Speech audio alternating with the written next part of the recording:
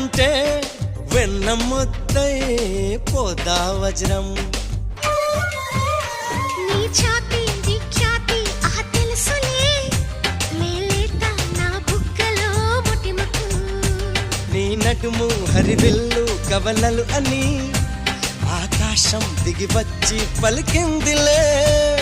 చిచ్చర పిడుగై చొచ్చుకుపోతే చిచ్చర పిడుగై చొచ్చుకుపోతే పచ్చని ఆకై విచ్చుకుపోతా.